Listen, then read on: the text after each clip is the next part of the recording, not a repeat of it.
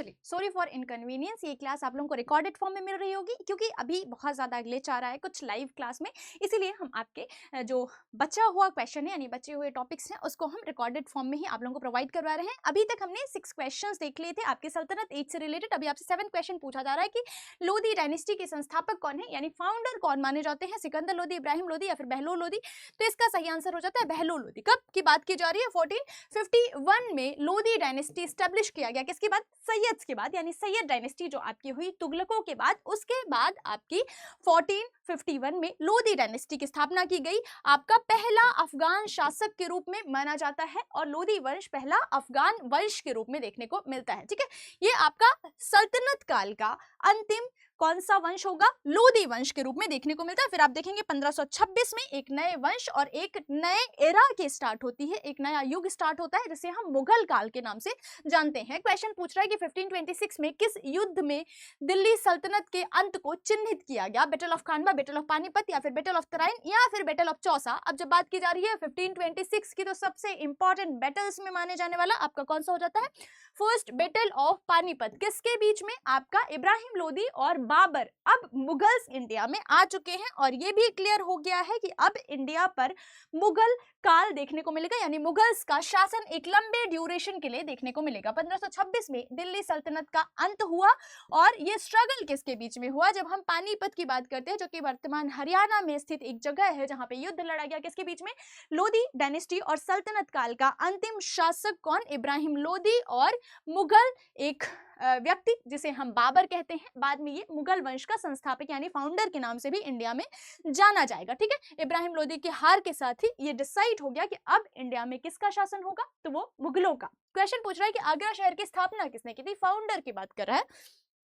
मैंने कई बार आप लोगों से बोला, जब भी इन सब टाइम पीरियड में किसी शहर की स्थापना की बात की जाती है तो वो शहर स्थापित नहीं किया जा रहा होता है, वह शहर उनके प्रमुख केंद्र के रूप में बनाया जा रहा होता है। लेकिन हालांकि क्वेश्चन इस तरह पूछता है कि आपका founder of that particular city या फिर स्टेट कौन हो जाता है?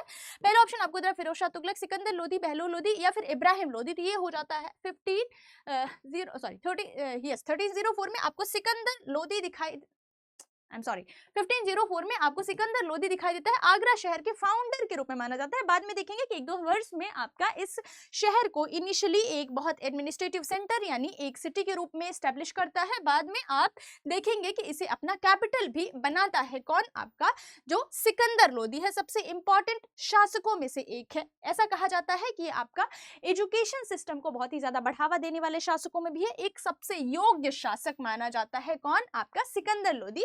इसका जो क्या आपका जो लैंड मेजरमेंट सिस्टम था, गजे सिकंदरी, बहुत इंपॉर्टेंट माना जाता है। बाद में आप देखेंगे कि अकबर के रीन में भी गजे सिकंदरी को एक मेजरमेंट के रूप में यूज किया जाता है। ठीक है, इसी ने ही आपका दिल्ली से आगरा कैपिटल ट्रांसफर किया था। क्वेश्चन पूछ रहा है किस वंश ने सबसे कम समय तक शासन किया? Slave dynasty, Khilji dynasty, Tughlaq dynasty या फिर लोदी डायनेस्टी। स्लेव डायनेस्टी की बात करें तो ये बहुत लंबे टाइम पीरियड के लिए आपको दिखाई देता है। कब? 1206 से 1290। ठीक है, दूसरा अगर आप बात करें स्लेव्स के बाद आपको कौन दिखाई देते हैं? खिलजीज दिखाई देते हैं 1290 से आपको कब तक? 1310 तक। इसके बाद आपको तुगलक्स दिखाई देते हैं, ये कब तक? 1310 से आपको दिखाई देते हैं। ठीक है, 1310 के बाद से दिखाई देते हैं। आगे के क्वेश्चंस में भी हम डिस्कस करेंगे किसके बारे में? इनके टेन्योर के बारे में, इसलिए मैं पूरा आप लोगों को नहीं बता रही हूँ। लोदी डायनेस्टी अभी हमने पिछले क्वेश्चन में देखा, कब से? 1451 से 1526 तक दिखाई देते हैं। यहाँ पे आपको टेन्योर दिखाई दे रहा है और लोदी और तुगलक्स के बीच में कौन सी? सैयद डायनेस्टी एक दिखाई देती है। यहाँ पे आपका आंसर हो जाता है। ठीक है, यहाँ पे आंसर आपका हो जाता है कौन सा? खिलजी डायनेस्टी, यानी खिलजी डायनेस्टी का टेन्योर सबसे कम यानी लगभग 30 ईयर्स का दिखाई देता है। कब से? 1290 से पहले आपका सलालुद्दीन खिलजी, उसके बाद अलाउद्दीन खिलजी जो कि सबसे इंपॉर्टेंट शासक, पहला ऐसा शासक जिसने दक्षिण अभियान को सफल किया और दक्षिण क्षेत्रों तक अपने राज्य का विस्तार किया, चाहे आप बात करें दौलताबाद, देवगिरी की या फिर वारंगल की, और या फिर यादवा डायनेस्टी से संबंधित जो क्षेत्र थे आपके, उनके इन्वेजन्स की बात करें। और ये लेकिन सिर्फ आपका कितने? 30 ईयर्स का रेन इनका दिखाई देता है। ठीक है, लोदीज की बात करें हम 1451 से 26 तक दिखाई देता है। इसके बाद आपका सल्तनत पीरियड समाप्त होता दिखाई देता है। पहला 1206 से 1290 हो जाता है, लगभग 84 ईयर्स। दूसरा हमने देखा 1290 से आपका कब तक 1320 तक यानी 30 ईयर्स के रूल पीरियड दिखाई देता है। इसके बाद तुगलक्स की बात करें तो 1320 यानी खिलजीज के तुरंत बाद आपको दिखाई देता है और 1440 तक दिखाई देता है। सैयद्स की बात करें तो 1414 से कब तक 1451 तक इनका टाइम पीरियड देखने को मिलता है। अब जो खिलजीज थे उन्हें एक खिलजी क्रांति के रूप में माना जाता है, यानी खिलजी वंश की जब स्थापना की गई तो खिलजी क्रांति के रूप में क्यों माना जाता है? इनिशियली जो रूलर्स थे उन्हें नगरीय क्रांति के रूप में देखा जा रहा था, यानी वो किस तरह के लोग थे? जो नगरीय सभ्यता से बिलोंग करते थे। खिलजीज आपके रूरल यानी ग्रामीण सभ्यता से बिलोंग करते थे, इसीलिए जो एक आपका सत्ता का परिवर्तन हुआ किससे? आपके जो जो आपके गुलाम थे यानी ममलूक्स थे, उनको रिप्लेस करके जब खिलजी डायनेस्टी आई तो उसे खिलजी क्रांति के रूप में भी जाना जाता है। ठीक है, और सबसे इंपॉर्टेंट चीज जलालुद्दीन खिलजी जिसने खिलजी वंश की स्थापना की थी वो बहुत लिबरल शासक माना जाता है। उसने आपके कैमोर्स को रिप्लेस करके एक नए वंश की स्थापना की थी। उसका मानना ऐसा था कि अगर हमें शासन करना है और जनता के हिसाब से शासन करना है तो हमें लिबरल होना बहुत जरूरी हो जाता है, और स्पेशली जब आप एक ऐसे जगह पे शासन करते हैं जहां पे मुस्लिम की बजाय हिंदू मेजॉरिटी पॉपुलेशन है, तो फिर आपको इस हिसाब से पॉलिसीज बनानी होती हैं ताकि थोड़ा सा लिबरल अप्रोच अपनाई जाए, जिससे हम जनता को अपने हिसाब से कन्विंस कर सके किसी भी पॉलिसीज के लिए। क्वेश्चन पूछ रहा है कि सल्तनत काल में सैन्य विभाग को क्या कहा जाता है? सबसे इंपॉर्टेंट क्वेश्चन जो आपसे सल्तनत पीरियड से पूछता है। एडमिनिस्ट्रेशन जो है या फिर जो आपके डिपार्टमेंट्स हुआ करते थे उनसे क्वेश्चन पूछता है कि जो आपका मिलिट्री डिपार्टमेंट है यानी सैन्य विभाग है उसे किस नाम से जाना जाता है? पहला ऑप्शन आपको दे रहा है दीवाने वजारत, दूसरा दीवाने आरिस, तीसरा दीवाने इंशा या फिर दीवाने रिसालत। अब इसमें किसकी बात करें, वजारत या वजीर की बात करें तो ये रेवेन्यू से संबंधित हो जाता है। जब आप बात करते हैं किसकी, सैन्य विभाग की, तो ये दीवाने आरिज हो जाता है। ठीक है, इसे दीवाने अर्ज भी कहा जाता है, और जो इसका प्रमुख होता है आरिज ए मुमालिकात कहा जाता है। ठीक है, प्रमुख की बात करें तो आरिज ए मुमालिकात यानी किसकी बात कर रहे हैं, चीफ मिलिटेंट यानी आपके मिलिट्री से संबंधित जो चीफ होंगे उन्हें आरिज ए मुमालिकात भी कहा जाता है। ठीक है, इसके अलावा इनका काम क्या होता था? ये जो आपका दीवाने अर्ज डिपार्टमेंट है या फिर दीवाने आरिज डिपार्टमेंट है, उनका काम था सैनिकों की भर्ती करना, सेना का संगठन करना और सैन्य अभिलेखों का रखरखाव करना, यानी मिलिट्री से संबंधित जो भी चीजें थी उन सबको अच्छे से मैनेज करना, ये दीवाने अर्ज का काम होता था। ठीक है, मैंने बताया आरिज ए मुमालिकात या फिर आरिज ए मुमालिक आपके जो दीवाने अर्ज था यानी मिलिट्री डिपार्टमेंट था उसका सबसे इंपॉर्टेंट यानी प्रमुख व्यक्ति के रूप में देखने को मिलता है। अलाउद्दीन खिलजी इस डिपार्टमेंट से बहुत अच्छे से रिलेटेड है क्योंकि आप सभी जानते हैं चेहरा और दाग प्रथा से संबंधित है, यानी पहला ऐसा शासक होगा जो मिलिट्री को बहुत ही स्ट्रॉन्ग करने का प्रयास करता है। रीजन यही है कि उसे दक्कन अभियान और साथ ही साथ उत्तरापथ यानी उत्तरी क्षेत्र का भी अभियान करना था। जब तक आपकी मिलिट्री स्ट्रॉन्ग नहीं होगी तो आप एक्सपांशन का नहीं सोच सकते, इसीलिए आपका जो कौन सा डिपार्टमेंट है, दीवाने अर्ज, ठीक है, ये आपका किसके टाइम से देखने को मिलता है, किसके टाइम पे इंपॉर्टेंस देखने को मिलता है, तो अलाउद्दीन खिलजी हो जाता है।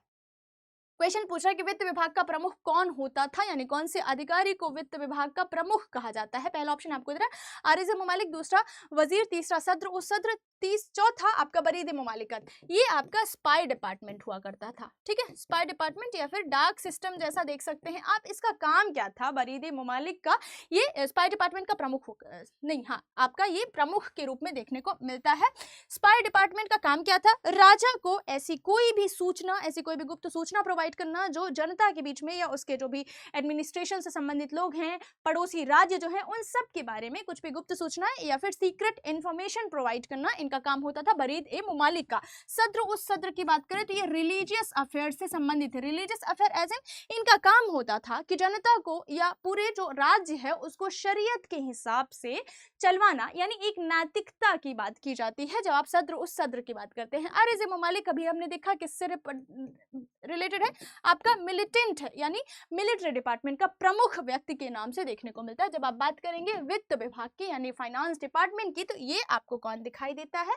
वजीर। ठीक है, वजीर आपका प्रमुख व्यक्ति हो जाता है जो वित्त विभाग का प्रमुख होता है, और इस डिपार्टमेंट को क्या बोलते हैं? तो दीवाने वजारत के नाम से इस डिपार्टमेंट को जाना जाता है। इसके पास काम या रिस्पॉन्सिबिलिटीज क्या होती थी? तो रेवेन्यू कलेक्शन, इसके अलावा जो भी स्टेट का एक्सपेंडिचर है उससे रिलेटेड जो भी एक्टिविटीज है, जो भी कार्य हैं, उन सब को देखना, और साथ ही बात करें कि वित्तीय डॉक्यूमेंट जो है या फिर फाइनेंशियल रिकॉर्ड्स जो है उनका रखरखाव करना भी दीवाने आरिज या दीवाने आपका वजारत या फिर वजीर की रिस्पॉन्सिबिलिटीज के रूप में देखी जाती हैं। क्वेश्चन पूछ रहा है किस सुल्तान को कृषि के लिए दीवाने कोही की स्थापना की थी? कौन सा शासक है, किसकी बात कर रहा है? दीवाने कोही की।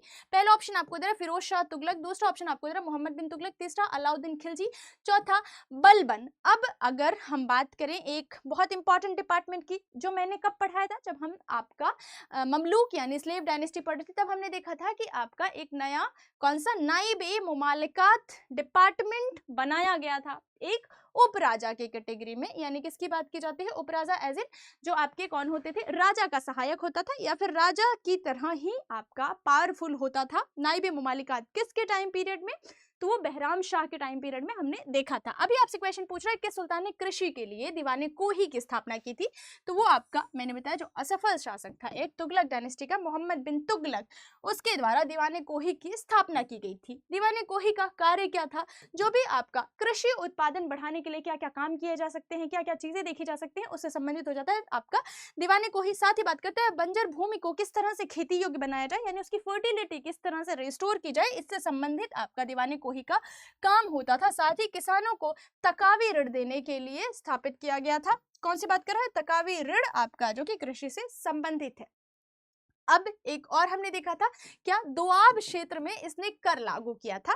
अब दोआब क्षेत्र कौन से होते हैं? जो रिवर्स के आसपास वाले यानी दो रिवर्स के मिलने वाले क्षेत्र होते हैं, जहां पे आपको बहुत फर्टाइल सॉइल देखने को मिलती है। अब तुगलक की एक और असफल नीति, अभी तक हमने देखा कि उसने टोकन कॉइन्स चलाए थे और एक उसने कैपिटल चेंज किया था। मैंने बताया कराची अभियान चलाया था, सारे ही फेल। उसने एक और काम किया था, उसे लगा कि जो दोआब क्षेत्र है यानी जहां पे फर्टिलिटी बहुत ज्यादा है सॉइल की, हम एक काम करते हैं वहां पे हम रेवेन्यू को बढ़ा देते हैं। कितना? जितना बढ़ाया जा सकता है, यानी पहले से 10x बढ़ाने की बात कुछ इतिहासकार करते हैं। कुछ इतिहासकार कहते हैं कि 2 गुना बढ़ाया गया था। किस्मत खराब या पता नहीं कोइंसिडेंस आपके, जब मोहम्मद बिन तुगलक के टाइम पीरियड में जैसे ही उसने दोआब पर कर बहुत ज्यादा बढ़ाए, वैसे ही क्या हुआ, वहां पे आपकी कौन सी कंडीशन देखने को मिलती है? फेमाइन, रॉट, इस तरह की कंडीशंस देखने को मिलती है। यानी जो किसान रहते हैं, जो जनता रहती है, कर देने के लिए मतलब कैपेबल ही नहीं है, क्योंकि प्रोडक्शन ही नहीं हुआ तो कर किस चीज का देंगे। अब यही बोला जाता है कि अत्यधिक कर और कुप्रबंधन के कारण उनकी यह योजना भी असफल रही। कौन सी? दोआब पर कर वृद्धि की जो योजना बनाई गई थी वो भी असफल दिखाई देती है। ठीक है, मोहम्मद बिन तुगलक के बारे में ये इंपॉर्टेंट हो जाता है। क्वेश्चन पूछा है कि दीवाने बंदगान क्या है? Department of charity, department of slave, department of pensions या फिर डिपार्टमेंट ऑफ जस्टिस। जस्टिस या जुडिशरी की बात करें तो क्या दीवाने कजा आपका हो जाता है। ठीक है, जिसके प्रमुख काजी होते हैं। अभी आपसे क्वेश्चन पूछ रहा है कि बंदगान यानी किसकी बात कर रहा है? जो आपके एक काइंड ऑफ स्लेव्स होते थे उनसे संबंधित, और ये किसके टाइम पे स्टार्ट किया गया, ये भी इंपॉर्टेंट है। आपका जो तुगलक डायनेस्टी का एक शासक हुआ फिरोज शाह तुगलक, उसके टाइम पे बहुत ज्यादा दास हो गए थे। लगभग बोला जाता है कि 1.5-2 लाख के आसपास इनके पास स्लेव्स यानी दास हो गए थे। उनके मैनेजमेंट यानी उनके प्रबंधन के लिए, उनको स्किल करने के लिए यानी स्किल्ड उनको प्रोवाइड करने के लिए इस तरह का आपका एक नया डिपार्टमेंट स्थापित किया गया, दीवाने बंदगान जिसे कहा जाता था। ये दासों का विभाग होता था। इसकी रिस्पॉन्सिबिलिटीज क्या होती थी?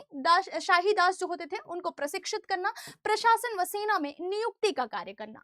अब ये जो आपको सल्तनत काल के दास देखने को मिलेंगे यानी स्लेव देखने को मिलेंगे, वो छोटे मोटे काम नहीं करते थे, युद्ध अभियानों पे जाते थे। ठीक है, जैसे आप बात करें किसकी? कुतुबुद्दीन ऐबक की, वो दास था। इल्तुतमिश की बात करें वो भी दास था। बलबन की बात करें वो भी दास था। यानी दास जो होते थे यानी स्लेव्स जो होते थे वो आपके बहुत इंपॉर्टेंट रोल प्ले करते थे, चाहे मिलिट्री में हो चाहे एडमिनिस्ट्रेशन में हो। तो इस तरह से आपके दासों के लिए फिरोज शाह तुगलक के द्वारा कौन सा दीवाने बंदगान स्थापित करवाया गया था। ठीक है, कौन संस्थापक था? तो आपका फिरोज शाह तुगलक को संस्थापक माना जाता है। ऐसा कहा जाता है, इतिहासकारों का ऐसा मानना है कि फिरोज शाह तुगलक के टाइम पे आपको लगभग 1,80,000 के आसपास दास दिखाई देते हैं। उन्हें ही मैनेज करने के लिए या फिर उन्हें स्किल प्रोवाइड करने के लिए आपका दीवाने बंदगान स्थापित किया गया था। क्वेश्चन पूछ रहा है कि सल्तनत प्रशासन में बरीद कौन था? अभी हमने देखा आपका बरीद ए मुमालिक। ठीक है, अभी आपसे क्वेश्चन पूछ रहा है कि फिर ये बरीद होता कौन था? रेवेन्यू कलेक्टर, इंटेलिजेंस ऑफिसर यानी स्पाई, या फिर मिलिट्री कमांडर, या फिर प्रीस्ट। मिलिट्री कमांडर अभी हमने क्या देखा था? आपका किस नाम से जाना जा रहा है? आरिज़ मुमालिकात या अर्ज मुमालिक के नाम से आपका मिलिट्री कमांडेंट जान रहा है। अभी हमने देखा था रेवेन्यू कलेक्टर किस नाम से जाना जा रहा है? वजीर के नाम से। ठीक है, हमने ये भी डिपार्टमेंट देखा था कि क्या दीवाने वजारत के नाम से इस डिपार्टमेंट को जाना जा रहा है जो रेवेन्यू कलेक्शन से संबंधित है। इसीलिए जब आपसे बरीद की बात करता है तो ये इंटेलिजेंट ऑफिसर या फिर स्पाई सिस्टम से रिलेटेड हो जाता है। ठीक है। और ये डिपार्टमेंट कौन सा हो जाता है आपका, तो दीवाने आपका कौन सा, यस बरीद आपका, सॉरी बरीद मुमालिक हो जाता है। बरीद प्रमुख गुप्तचर के रूप में देखने को मिलता है, जो कि जासूसी से संबंधित काम करता था। जो भी नोबल्स होते थे, आप सभी जानते हैं, सबसे ज्यादा इंपॉर्टेंट रोल हमने नोबल्स यानी अमीरों का कहां पे देखा था, स्लेव डायनेस्टी के टाइम पे, यानी ममलूक डायनेस्टी के टाइम पे। उन्हीं की गतिविधियां जो होती थी, किस तरह की कॉन्स्पिरेसी कर रहे हैं, क्या उनके मन में चल रहा है, क्या उनके बीच में डिस्कशंस चल रहे हैं, उन सब संबंधित काम किसका होता था, स्पाई का, कि वो सुल्तान यानी राजा को ये बात बताए कि किस तरह की कॉन्स्पिरेसी उनके बैकग्राउंड में चल रही है। प्रांतीय शासक जो थे उनसे संबंधित भी सूचना बरीद लोगों के द्वारा शासक तक यानी सुल्तान तक पहुंचाई जाती थी। साथ ही कानून व्यवस्था की जानकारी भी देना बरीद का काम होता था। डिपार्टमेंट की बात करें तो दीवाने बरीद हो जाता है, जिसका प्रमुख बरीद ए मुमालिक के नाम से जाना जाता है। ठीक है, ये आपका एक बहुत इंपॉर्टेंट सिस्टम हो जाता है।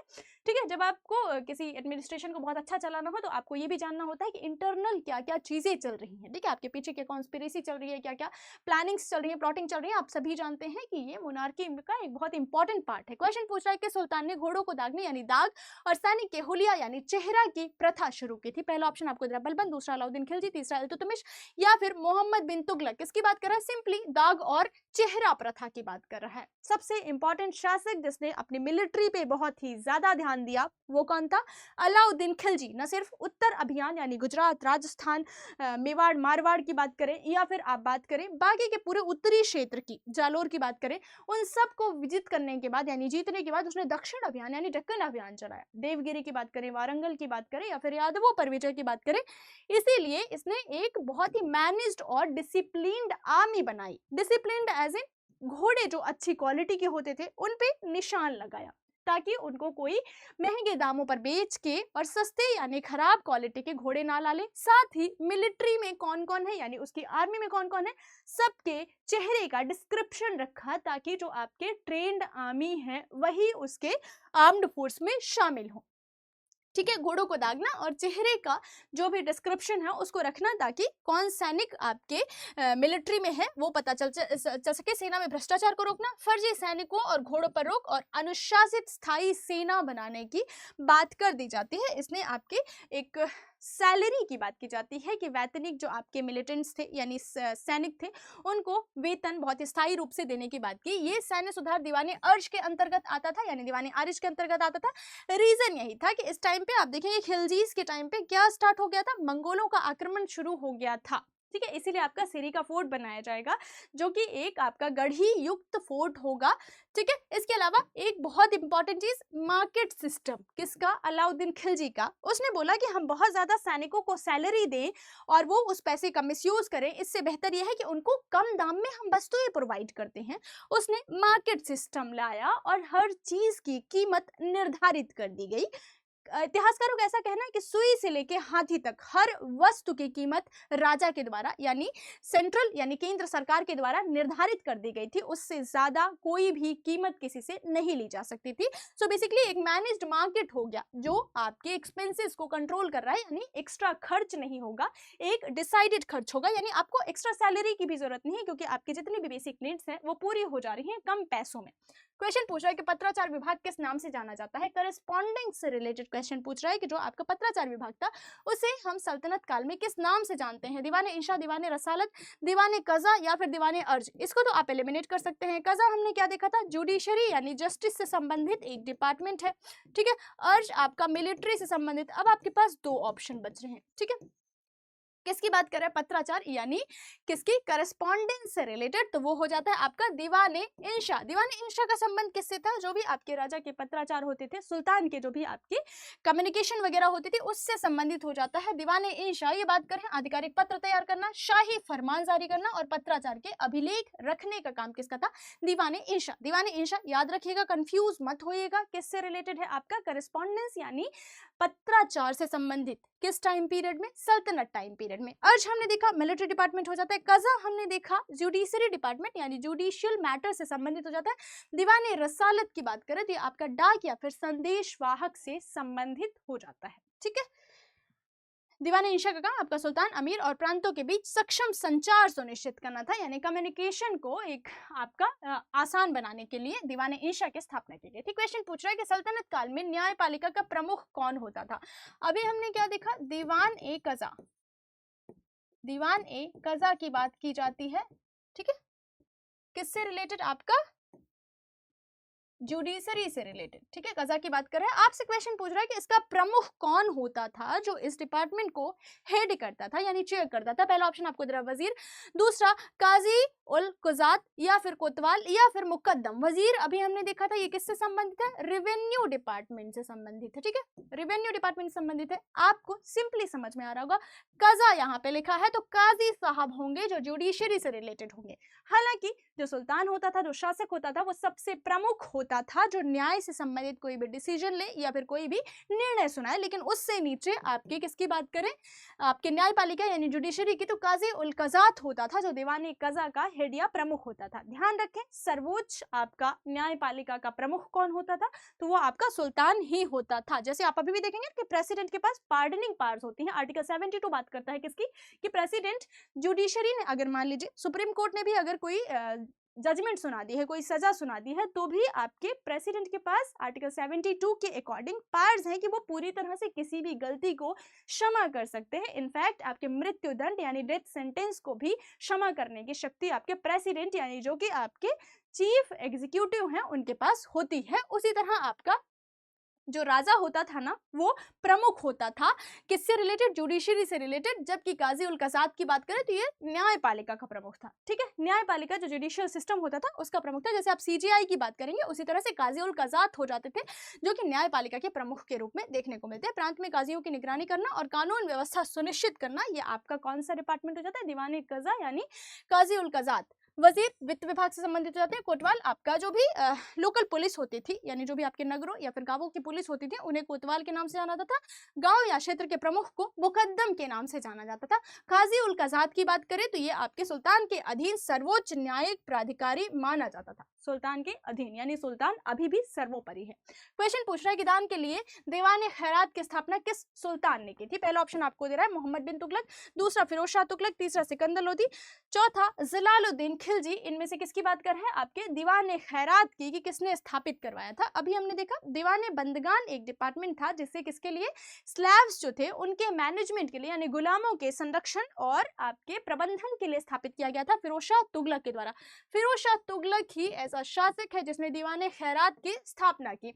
अब इनका काम क्या था, वेलफेयर से संबंधित आपका काम था दीवान खैरात का। किसकी बात की जा रही है, कि दान और अनुदान का प्रबंधन करना, साथ ही धार्मिक संस्थान, विद्वानों और गरीब को सहायता मिल सके।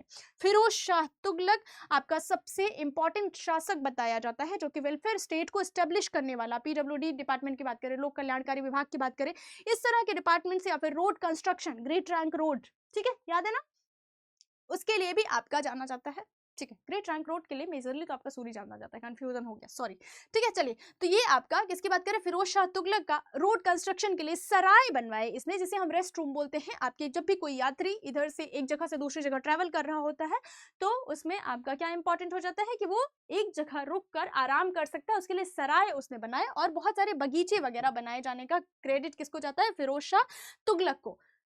ठीक है, ये आपका अस्पताल, स्कूल, मस्जिद और सराय से संबंधित हो जाते हैं। अच्छा हाँ, मैंने रोड गलती से बोल दिया, उसका सबसे इंपॉर्टेंट ये है कि नहरों को बनाने का क्रेडिट, यानी नहर सिस्टम यानी कैनाल सिस्टम जो होते हैं, सबसे पुरानी प्रणाली उसके टाइम पे देखने को मिलती है। अगर सल्तनत एज या फिर मेडाइवल पीरियड की बात करें, उसने सिंचाई के लिए नहर और बहुत ही ऐसे इरिगेशन सिस्टम वगैरह को विकसित किया था। क्वेश्चन पूछा कि सल्तनत काल में ग्राम प्रधान को क्या कहा जाता था। किसकी बात कर रहा है, प्रधान जी की।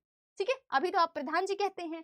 और ये पूछ रहा है कि कब सल्तनत काल में आमिल, खूत या मुकद्दम, पटवारी या फिर शिकदार, तो ये हो जाते हैं मुकद्दम या खूत के नाम से जाने जाते हैं, जो अभी वर्तमान में आपके प्रधान जी हैं। ये गांव के प्रमुख होते थे जिन्हें हम क्या, खूत या मुकद्दम कहते थे। किस टाइम पे, आपके सल्तनत काल में। ये बात कर रहा है गांव में राजस्व संग्रह करना, गांव में कानून व्यवस्था बनाए रखना और उच्च अधिकारियों जैसे आमिल को रिपोर्ट प्रस्तुत करना। अब देख लेते हैं कि बाकी की जो एडमिनिस्ट्रेटिव ऑफिसर्स आपने ऑप्शन में देखे, आमिल की बात करें तो ये डिस्ट्रिक्ट या प्रोविंशियल रेवेन्यू ऑफिसर होता था। शिकदार आपके जो परगना होते थे, शासक यानी पूरा एक साम्राज्य होता था, उसके नीचे परगना होता था, उसके नीचे आपका क्या देखने को मिलता है, प्रांत या फिर जिला, जिसका प्रमुख क्या होता था, आमिल, और शिक्कदार किसका प्रमुख होता था, परगना, या फिर जो भी आपका मेजर प्रांत होते थे प्रोविंसेस टाइप से, परगना होता था सल्तनत एज में, उसका प्रमुख आपको शिकदार देखने को मिलता है। मुकद्दम हमने देखा आपका किसी ग्रामीण या स्थानीय शासन से संबंधित है। अभी तक हमने जितने डिपार्टमेंट्स देखे उसका एक टेबल देख लीजिए। विभाग या डिपार्टमेंट की बात करें, दीवाने अमीर कोही एग्रीकल्चर डिपार्टमेंट से संबंधित है, किसके द्वारा, मोहम्मद बिन तुगलक। दीवाने खैरात की बात करें, चैरिटी डिपार्टमेंट है यानी दान विभाग से संबंधित है, किसने स्थापित किया था या किसके टाइम पे स्टार्ट किया गया था, फिरोज शाह तुगलक के टाइम पे। दीवाने बंदगान भी हमने देखा था स्लैब डिपार्टमेंट है यानी दासों से संबंधित यानी उसकी मैनेजमेंट, उनको स्किल करने के लिए आपका फिरोज शाह तुगलक के द्वारा स्टार्ट किया गया था। दारुल सफा की बात करें तो ये भी आपका चैरिटेबल हॉस्पिटल था, यानी जहाँ पे गरीब या फिर ऐसे लोग जिनके पास पैसे वगैरह नहीं होते थे वो लोग जाके यहाँ से ट्रीटमेंट ले सकते थे। और ये भी किसने स्थापित करवाया था, हमने देखा था वेलफेयर स्टेट स्टैब्लिश करने का सबसे बड़ा क्रेडिट किसे जाता है, तो आपका हो जाता है फिरोज शाह तुगलक। क्वेश्चन पूछ रहा है कि सैयद वंश के निम्नलिखित में से किस शासक ने सुल्तान की उपाधि धारण नहीं की, इसके बजाय उसने रैयत आला से ही संतोष किया। पहला ऑप्शन आपको दे रहा है क्या, मुबारक शाह, दूसरा खिज्र खां, तीसरा मोहम्मद शाह या फिर आलम शाह। किसकी बात कर रहा है, रैयत आला से संबंधित आपसे क्वेश्चन पूछ रहा है कि रैयत आला की उपाधि धारण की, उसने सुल्तान के नाम से खुद पे शासन नहीं किया। ठीक है, चलिए इस क्वेश्चन का आंसर करिए।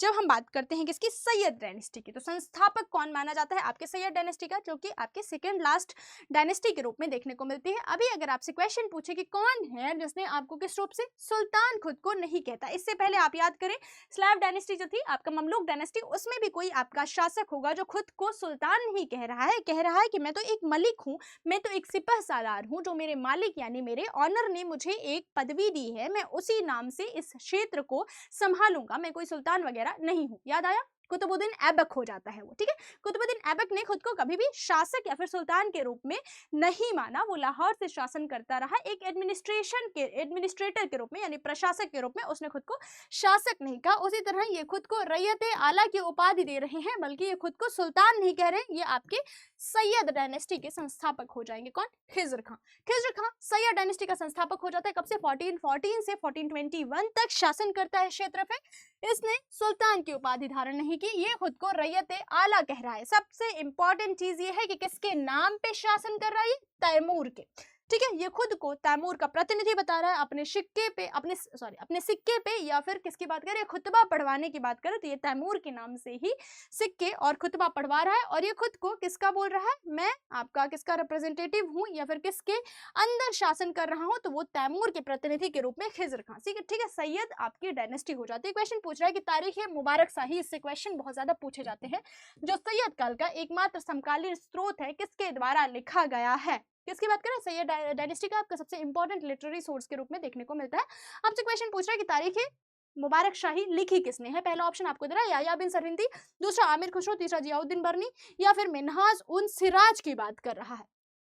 ठीक है, मिन्हाज और सिराज हमने देखा था किसके शासनकाल में आपको देखने को मिलता है, इल्तुतमिश के शासनकाल में देखने को मिलता है, जो किसके बारे में जानकारी प्रोवाइड कराता है, तो ममलूक डायनेस्टी के बारे में। अभी हमसे याह्या बिन सरहिंदी की बात करें तो ये हो जाते हैं तारीख मुबारक शाही से संबंधित, जो आपके किसके, सैयद डायनेस्टी के बारे में बहुत ही डिटेल्ड इन्फॉर्मेशन देते हैं, चाहे आप पॉलिटिकल सिस्टम की बात करें, एडमिनिस्ट्रेशन की बात करें, या फिर बाकी की जो घटनाएं होती हैं उन सब से रिलेटेड जानकारी आपके किसके, याह्या बिन सरहिंदी के तारीख आपका कौन सा है, मुबारक शाही। ठीक है, तारीख मुबारक शाही में इस बारे में जानकारी पूरी देखने को मिलती है। क्वेश्चन पूछ रहा है कि निम्नलिखित लोधी सुल्तानों को उनके शासनकाल के कालानुक्रम के अनुसार दर्शाइए। पहला ऑप्शन आपको दे रहा है इब्राहिम लोधी, बहलोल लोधी और सिकंदर लोधी। इसमें से कौन आपको क्रोनोलॉजिकली सही दिखाई देते हैं। हमने लोधी डायनेस्टी के बारे में देखा था कि 1451 से 1526 अंतिम सल्तनत पीरियड का एक डायनेस्टी दिखाई देता है, यानी सल्तनत पीरियड इसके बाद आपका खत्म होता हुआ दिखाई देता है। अब हम बात करते हैं संस्थापक, हमने देखा था कौन हो जाता है, बहलोल लोधी। ठीक है, तो ये पहला हो जाएगा। ठीक है, यानी ये जो दूसरे नंबर पे है ये आपको पहला दिखाई देगा, यानी 2 पहले हो जाएगा। फिर उसके बाद हमने देखा था एक बहुत इंपॉर्टेंट शासक जिसने आपका गज़े सिकंदरी चलाया, जिसने आगरा की स्थापना की और आगरा को अपनी राजधानी के रूप में परिवर्तित किया, वो आपको दिखाई देता है कौन? सिकंदर लोदी के रूप में, यानी 2 हो गया। तो 3 2 1 यहाँ पे, सॉरी 2 3 1 यहाँ पे आपको सही दिखाई देगा। यहाँ पे एक ऑप्शन वैसे आप लोगों को दिखाई भी नहीं दे रहा है, मैंने ऑप्शन डाला हुआ है, ये दिखाई बस नहीं दे रहा है, ठीक है। तो ये सही आंसर हो जाएगा सी, यानी 2 3 1 की बात की जा रही है।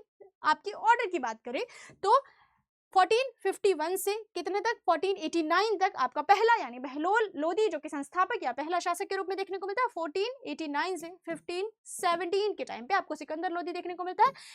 1517 से 1526 तक इब्राहिम लोदी दिखाई देता है, जो कौन से आपके पानीपत के थर्ड बैटल में कब, 1526 में किससे हार जाता है, बाबर से। और उसी के बाद इस वंश की या फिर सल्तनत काल की एक बहुत लंबा, लगभग 3 से 350 वर्ष शासन करने वाला इस युग की समाप्ति हो जाती है। नया वंश यानी नया काल स्टार्ट होता है, जिसे हम किस नाम से, मुगल डायनेस्टी के नाम से जानते हैं। क्वेश्चन पूछ रहा है कि किस सुल्तान ने 1506 में दिल्ली सल्तनत की राजधानी को दिल्ली से आगरा बदला, ये याद होगा। पहला ऑप्शन बहलोल लोदी, दूसरा इब्राहिम लोदी, तीसरा सिकंदर और चौथा खिज्र खां। खिज्र खां आपका सैयद डायनेस्टी से संबंधित है। सिकंदर लोदी की बात करें तो 1504 में इन्होंने इस शहर की स्थापना की। 1506 में कहा जाता है कि इन्होंने अपना मुख्य रूप से राजधानी परिवर्तित करके आगरा को बना लिया था, ठीक है। ये कुछ इंपॉर्टेंट पॉइंट्स हैं आपके इसके बारे में, किसके, सिकंदर लोदी के बारे में। एक बहुत इंपॉर्टेंट क्वेश्चन पूछ रहा है सिकंदर लोदी के बारे में कि कौन सा आपका कथन सही है, ठीक है। हाँ, पहला ऑप्शन आपको दे रहा है उन्होंने कृषि योग्य भूमि को मापने के लिए गजे सिकंदरी की शुरुआत की। दूसरा पॉइंट आपको दे रहा है कि उन्होंने गुलरुखी नाम से फारसी में कविताएं लिखी, ठीक है। उपनाम अपना गुलरुखी लिख रहे हैं और साथ ही आपकी फारसी कविताएं लिख रहे हैं। तीसरा ऑप्शन आपको दे रहा है इन्होंने अनाज पर से चुंगी हटा दी थी। इनमें से कौन सा पॉइंट सही है, यानी करेक्ट स्टेटमेंट है। 1 2 2 3, 1 और 3, और चौथा ऑप्शन आपको दे रहा है 1 2 and 3। तो अगर आप ध्यान से देखेंगे सिकंदर लोदी के तीनों ही अचीवमेंट दिखाई देते हैं। गजे सिकंदरी मेजरमेंट की यूनिट थी, गुलरुखी नाम से कविताएं लिखता है, फारसी कविताएं। बात करें अनाज पर चुंगी कर हटाने की तो ये भी इंपॉर्टेंट और सही स्टेटमेंट हो जाता है, ठीक है। गुलरुखी आपके लिटरेचर हो जाते हैं, किससे रिलेटेड, फारसी लैंग्वेज से रिलेटेड पोयम्स या फिर फ्रेजेस हो जाते हैं। ये पहला ऐसा शासक था जिसने अनाज पर चुंगी हटा दिया था। क्वेश्चन पूछ रहा है कि खटोली का युद्ध 1518 में इब्राहिम लोदी और किसके बीच लड़ा गया था। Lodi dynasty last dynasty. हालांकि कहीं ना कहीं आप जब देखेंगे तो आप समझेंगे कि लोदी को कमजोर करने के लिए खटोली का युद्ध जो है ना, यानी बैटल ऑफ खटोली, ये इंपॉर्टेंट हो जाता है। पहला ऑप्शन आपको दे रहा बाबर, दूसरा राणा संगा, तीसरा महमूद खिलजी या फिर दौलत खान लोदी। किसके साथ इब्राहिम लोदी संघर्ष करता हुआ दिखाई देता है खटोली बैटल के नाम पे, तो वो हो जाते हैं राणा संगा जी, ठीक है। ये अपने राजपूताना क्षेत्र के विस्तार के क्रम में उत्तर क्षेत्र में विस्तार कर रहे होते हैं। इब्राहिम लोदी से संघर्ष होता है जिसमें इब्राहिम लोदी पराजित होता है, ठीक है। ये आपका, इसके बाद मैंने बताया कि लोदी डायनेस्टी कमजोर हो जाती है, फिर किसका इन्वेजन होता है, बाबर का, और इस तरह से आपको मुगल डायनेस्टी स्थापित होती हुई दिखाई देती है। क्वेश्चन पूछ रहा है कि लोदी काल की कौन सी स्थापत्य कला एक अनूठी विशेषता है जो अक्सर लोदी गार्डन के मकबरों में देखने को मिलती है। अब आप देखेंगे कि यहाँ से एक नई स्टाइल इंट्रोड्यूस हो रही है आर्किटेक्चर की। अभी तक जो आप टेम्पल आर्किटेक्चर देख रहे थे या फिर जो भी मॉन्यूमेंटल आर्किटेक्चर देख रहे थे एंशिएंट पीरियड की, वो अलग थी, ठीक है। इनफैक्ट कुतुब मीनार में भी बहुत ज्यादा आपको मेजर चीजें नहीं देखने को मिलेंगे। जो आपके मुस्लिम स्टाइल या फिर आप बोलेंगे कि इस्लामिक आर्किटेक्चर का मेन फीचर है, उसकी बात की जा रही है लोदी डायनेस्टी के टाइम पे। दोहरे गुंबद का उपयोग, झुकी हुई दीवारों का उपयोग, 4 बाग शैली की शुरुआत या फिर केवल सफेद संगमरमर का उपयोग। सफेद संगमरमर इंडिया में था, यानी सिर्फ इंडिया में आने के बाद ही इनके द्वारा स्टार्ट किया गया था। मेजरली आप मुगलों के टाइम पे सफेद संगमरमर के यूज की मेजॉरिटी देखेंगे। अभी आपसे कब का क्वेश्चन पूछ रहा है, लोदी काल का, जो आपका 1526 से पहले दिखाई देता है। ये हो जाता है आपकी 4 बाग स्टाइल। 4 बाग स्टाइल कैसे होती थी, आप जब भी कोई ना इस्लामिक आर्किटेक्चर यानी मॉन्यूमेंट को विजिट करेंगे तो आप देखेंगे, अच्छा इसमें दिखाई दे रहा है कुछ इस तरह से बिल्डिंग्स बनी होती हैं, यानी आपके आर्किटेक्चर्स बने होते हैं और आपके चारों तरफ से ऐसे रास्ते होते हैं, ठीक है। और चारों रास्तों के इधर आपको गार्डन दिखाई देंगे। चाहे आप मुगल गार्डन की बात करें, कोई भी इस्लामिक आर्किटेक्चर की बात करेंगे तो आपको 4 बाग स्टाइल देखने को मिलेगी। बीच में वाटर एरिया या फिर फाउंटेन जैसी कोई चीज होती है, बाकी चारों तरफ से आपके रास्ते बने होते हैं, ठीक है। ये आपका इंपॉर्टेंट 4 बाग स्टाइल से संबंधित हो जाता है, जो कि लोदी डायनेस्टी के टाइम पे ही आपको दिखाई देता है। लोदी डायनेस्टी यानी लोदी स्थापत्य की बात करें तो अष्टभुज यानी ऑक्टेनल आपका और स्क्वायर टॉम्ब की बात की जा रही है। साथ ही मेहराब द्वार, प्रवेश द्वार और गुंबज की भी इनिशियली आपको एक प्रैक्टिस देखने को मिलती है। साथ ही सजावटी पलस्तर कार्य, ठीक है, बाद में आप देखेंगे कि बहुत ही कीन और बहुत ही प्यारा आपका एक, जिसे हम क्या बोलते हैं, पित्राद्युरा, वो आपको मुगल टाइम पे देखने को मिलेगा। क्वेश्चन पूछ रहा है कि इब्राहिम लोदी को उखाड़ फेंकने के लिए बाबर को भारत पर आक्रमण के लिए किसने आमंत्रित किया था? आलम खान और दौलत खान लोदी, दूसरा राणा सांगा और मेदिनी राय, तीसरा बहलोल लोदी या फिर मलिक सरवर। किसकी बात कर रहा है? इब्राहिम लोदी को उखाड़ फेंकने के लिए। अब कुछ इतिहासकार ऐसा कहते हैं कि राणा सांगा और आपके जो कौन मेदिनी राय थे, इन सब के द्वारा भी इनवाइट किया गया था, लेकिन कायदे से देखें तो इनके खुद लोग आलम चचा, ठीक है, आलम चचा और दौलत खान ने इनवाइट किया था किसे? बाबर को, इंडिया पे इब्राहिम लोदी पे आक्रमण करने के लिए। इसी की वजह से आपका फिर क्या दिखाई देता है? आपका एक नए वंश की स्थापना और लोदी वंश का अंत दिखाई देता है। क्वेश्चन पूछा है किस मंगोल आक्रमण के दौरान आक्रमणकारी दिल्ली के बाहरी इलाके तक पहुंच गए थे, जिससे अलाउद्दीन खिलजी को सिरी के किले में शरण लेने के लिए मजबूर कर दिया? कब आपका सिरी का फोर्ट बन रहा है?